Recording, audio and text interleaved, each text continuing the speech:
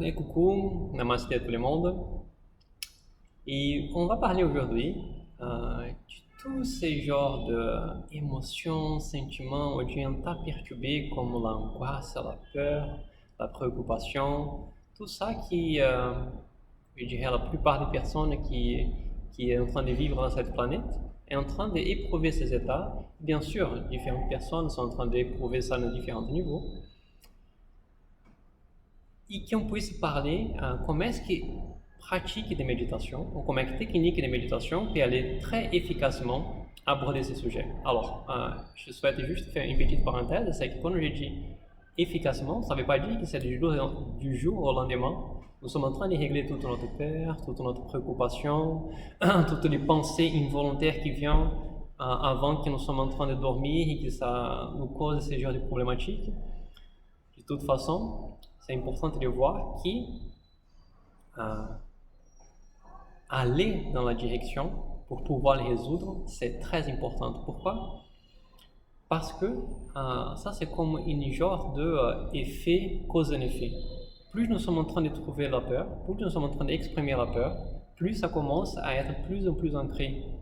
Plus nous sommes en train d'être préoccupés, plus nous sommes en train d'exprimer cette préoccupation, plus nous sommes en train de réagir à cette préoccupation, ça commence à être plus en plus ancré parce que tout ça, ça existe dans notre niveau psychologique. Quand nous sommes en train de vivre avec des expériences, et plus ça, c'est comme s'il y avait, je dirais, imaginez-vous que votre voiture est abîmée, les pneus sont avec un manque d'alignement, il commence à rouler, il commence à être abîmé, plus il est abîmé, plus ça commence à dégrader plus vite.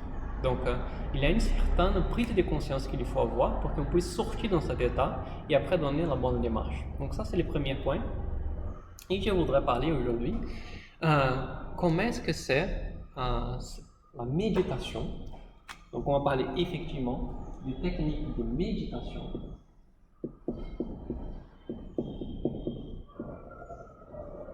pour qu'on puisse régler ce genre d'état qui nous submerge et qui nous fait qu'on perde notre expression de vie. Et la première chose que je souhaite discuter sur ça, c'est qu'est-ce qu'aujourd'hui, c'est la cause de ce genre de sentiments, de préoccupations, de peurs, d'angoisse, de colère, de ce genre de choses qui nous perturbent. Est-ce que ce genre de choses viennent comme ça? Donc tout ça les vient parce qu'il y a une certaine cause derrière. On va dire par exemple qu'aujourd'hui vous êtes préoccupé avec votre santé. On va dire que vous êtes au travail et vous avez commencé à avoir une pensée qu'est-ce qui va se passer avec moi?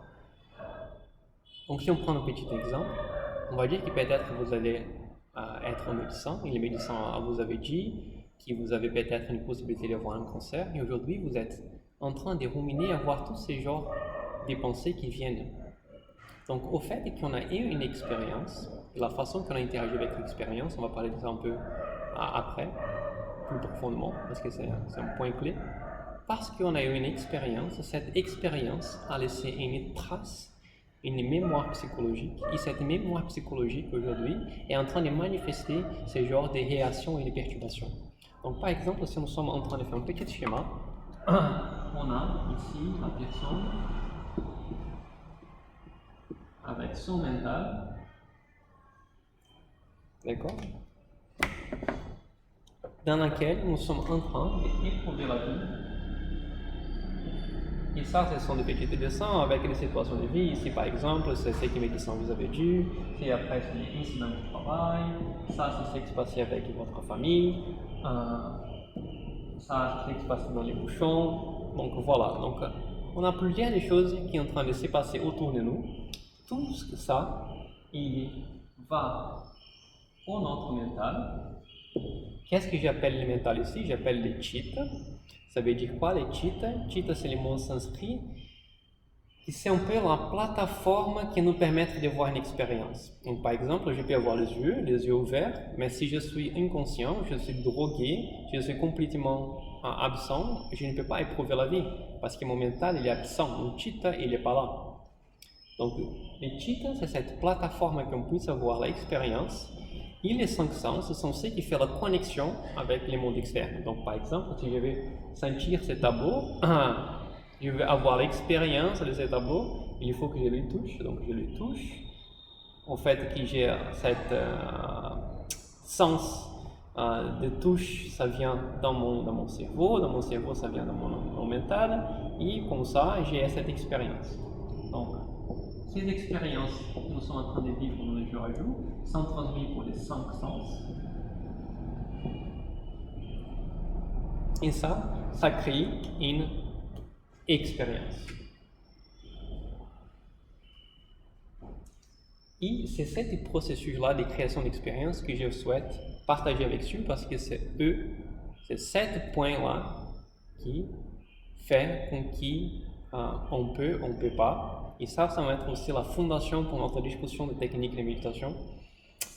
Alors, disons que j'ai un pote, très pote à moi, qui commence à crier avec moi, qui commence à dire « Mais mec, tu es con, pourquoi tu as fait faire ça? Parce que peut-être j'ai fait une bêtise, j'ai essayé de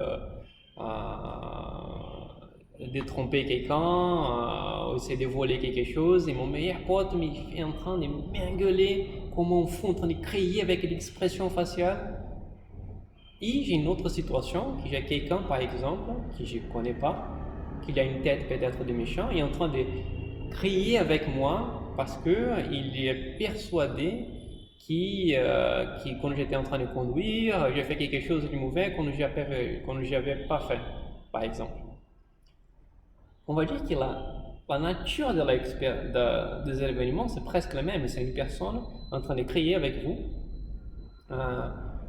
Par contre, la façon dont nous sommes en train de percevoir, que nous sommes en train d'éprouver ça dans notre mental, ça va donner complètement une différence. Alors, pourquoi ça c'est important? Parce que, comme on a dit qu'une angoisse, une peur, ça vient d'une expérience qui s'est passée.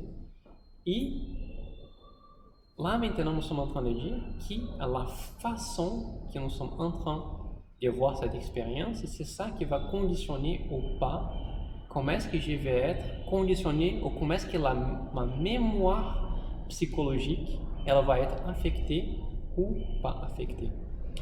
Dans la façon que j'ai dans mon esprit de dualité, ça j'aime pas, ça c'est juste, ça c'est pas juste, ça c'est correct, ça c'est pas correct, c'est pas du tout correct que quelqu'un est en train d'écrire avec moi quand j'ai rien fait, c'est pas du tout correct par exemple que la politique elle a appris ce genre de choses, je déteste ce qui se passe en Ukraine, bien sûr, je pense pas que quelqu'un aime ça, mais comment est-ce que c'est la programmation de notre esprit et comment est-ce que ça est en train d'affecter notre état psychologique? À chaque fois que nous sommes en train d'amener nos perceptions, nos opinions, notre façon particulière de voir l'existence, ça va faire que soit on a une connaissance,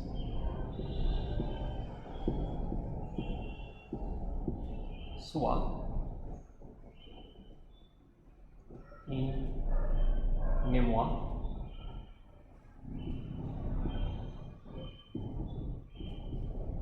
psychologique.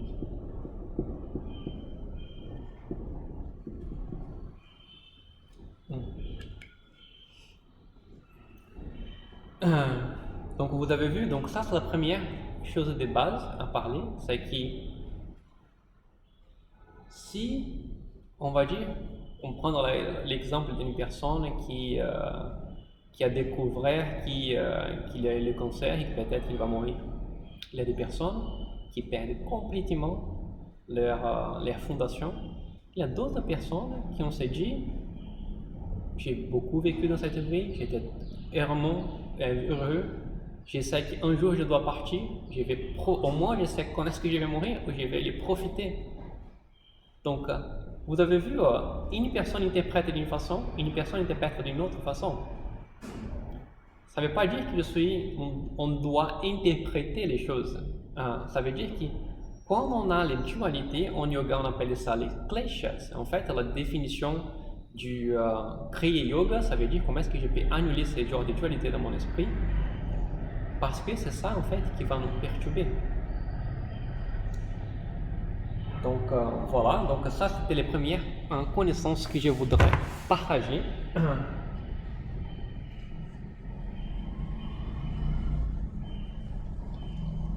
Je voudrais juste refaire ici les schémas. On a ça bien ancré en nous. On sait qui on a. Ici, je vais mettre la nature. Nature, ça va être une situation de vie. Elle est éprouvée ou des 5 sens.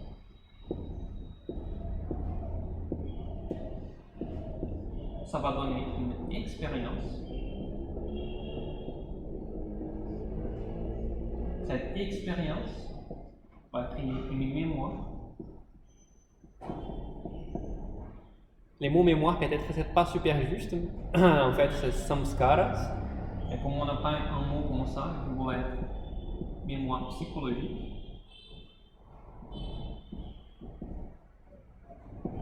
Qui c'est différent, par exemple, d'une mémoire comme la langue. Aujourd'hui, je parle français avec vous parce que j'ai besoin, parce que j'ai une mémoire, mais c'est pas une mémoire psychologique, c'est pas une trace. Hein. Je pense que vous avez senti un peu la différence entre les deux. Et ça, c'est qui va nous donner une pensée involontaire.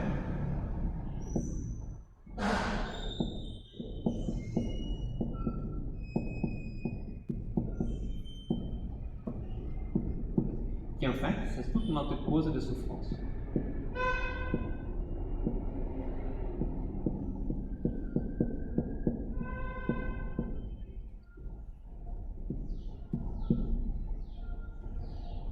Donc ça, on peut se... Comment est-ce que les choses sont en train de se passer dans un niveau métaphysique, un niveau existentiel, si vous voulez. Et, ok, ça c'est un peu les choses qui se passent. Maintenant, comment est-ce que je peux résoudre ça? Aujourd'hui, je vais savoir, ok, comment est-ce que je peux ne pas être en colère avec mon collègue, parce qu'en fait, tous ces genres de réactions qui viennent dans tout le passé, beaucoup de fois, c'est quelque chose qu'on ne veut pas cultiver. Des fois, on veut parce qu'on a les sens qui nous sont corrects et je veux le faire. Mais il y a aussi d'autres fois qu'on sait que ça n'est pas en train de nous aider, mais on ne sait pas qu'est-ce qu'on peut faire. Parce que c'est trop intense, il vient comme ça. Alors, donc pour ça, je voudrais qu'on puisse discuter de certaines techniques de méditation. Il y a des techniques de méditation que je vais parler d'abord. Ça va être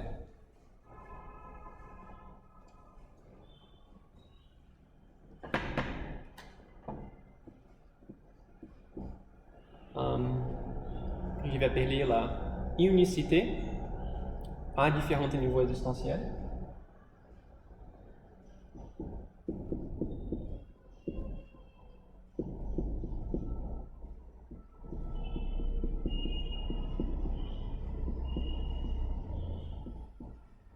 Ça veut dire quoi les différents niveaux existentiels? C'est que nous, on n'est pas que les corps. Donc, on est l'âme, qui c'est la couche plus intérieure de nous.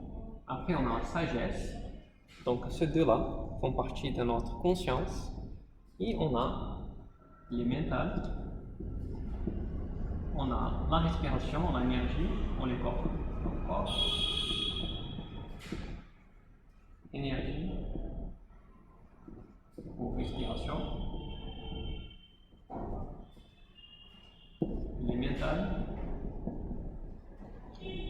Et après, on a la conscience. Donc la conscience, c'est quoi? C'est pas le mental. Le mental, c'est cette plateforme qu'on peut faire éprouver la nature. Et la conscience, c'est ce qui éprouve la nature. On appelle ça aussi Purusha Prakriti. Donc, c'est unicité à différents niveaux d'existence. Donc, pourquoi unicité? Parce que cette mémoire psychologique, elle vient toujours, comme on avait dit, d'un background ou genre de jugement qu'on a. Si on n'a pas un jugement derrière, si on n'a pas une dualité, ça c'est correct, ça c'est pas correct, ça je déteste, ça j'aime, ça je veux, ça je ne veux pas. Si il n'y a pas ça, c'est juste une pure savoir. Votre mémoire elle est pure. C'est comme si vous avez appris à conduire votre voiture. Vous n'avez pas un jugement, ça c'est bon, ça c'est pas bon. Ça c'est pas quelque chose qui est en train de vous amener comme une poids. C'est pas comme si quelque chose qui est en train de vous préoccuper. Donc, comment est-ce qu'on peut éprouver la unicité au niveau du corps, au niveau de l'énergie, au niveau du mental? Et on fait juste un petit exercice, juste pour que vous puissiez sentir comment ça veut dire. Vous pouvez juste fermer les yeux. Et là, vous placez l'attention dans tout votre corps, entièrement, d'une seule fois. Donc vous placez la même attention dans votre tête, que vous êtes dans les mains, dans les pieds, dans le haut du corps, dans le bas du corps. Vous ressentez votre corps comme un.